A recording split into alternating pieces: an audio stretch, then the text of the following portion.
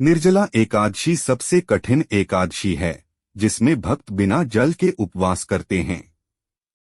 यह भगवान विष्णु की पूजा के लिए समर्पित है और हिंदू धर्म ग्रंथों के अनुसार निर्जला एकादशी का धार्मिक और आध्यात्मिक महत्व बहुत बड़ा माना जाता है। निर्जला एकादशी साल की सबसे प्रमुख और कठिन एकादशी मानी जाती है। यह ज्येष्ठ महीने की शुक्ल पक्ष की एकादशी को आती है। इस दिन व्रती बिना जल के उपवास करता है, इसलिए इसे निर्जला कहा जाता है। निर्जला एकादशी पूरी तरह से भगवान विष्णु की पूजा के लिए समर्पित है और इसे सबसे पवित्र दिनों में से एक माना जाता है। चूंकि निर्जला एकादशी शुक्ल पक्ष के दौरान आती है, इसलिए इसे ज्येष्ठ शुक्ल एकादशी भी कहा जाता है। निर्जला व्रत बिना भोजन या जल के रखा जाता है। द्वादशी तिथि पर भक्तों को अपना उपवास तोड़ने के बाद तामसिक भोजन की अनुमति नहीं होती है। सबसे कठोर और पूजनीय व्रतों में से एक है निर्जला एकादशी। भक्त भगवान विष्णु से प्रार्थना करते हैं और अत्यधिक भक्ति और शुद्ध समर्पण के साथ इस व्रत का पालन करते हैं। पौराणिक कथा के अनुसार भीमसेन पांडवों में खाने के लिए प्रसिद्ध थे। वे भगवान विष्णु की भक्ति करना चाहते थे, लेकिन बाकी एकादशियों का व्रत नहीं रख पाते थे क्योंकि उन्हें भूख सहन नहीं होती थी। एक बार उन्होंने ऋषि व्यास से इसका समाधान पूछा।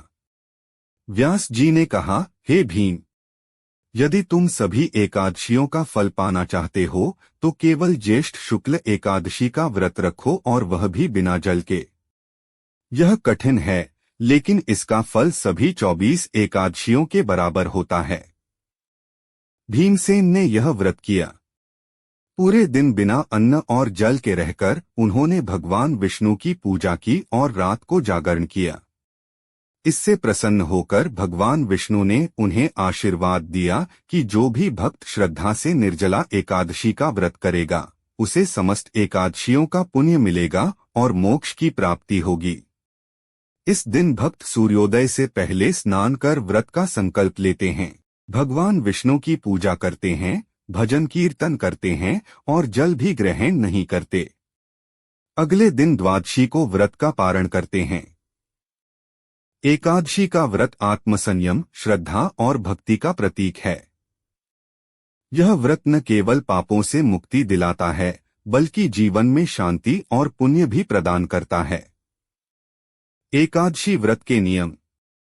सुबह नित्य कर्म से निवृत्त होकर पूजा की तैयारी लगाएं। एक लकड़ी के तख्ते पर भगवान विष्णु की मूर्ति स्थापित करें।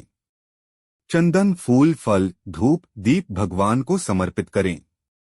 नैवेद्य का भोग लगाएं, हो सके तो घर की बनी मिठाई का भोग लगाएं। भक्तों को भगवान विष्णु जी को तुलसी पत्र अवश्य अर्पित करना चाहिए। देसी घी का दीपक जलाएं और भगवान विष्णु का ध्यान करके निर्जला व्रत का संकल्प लें।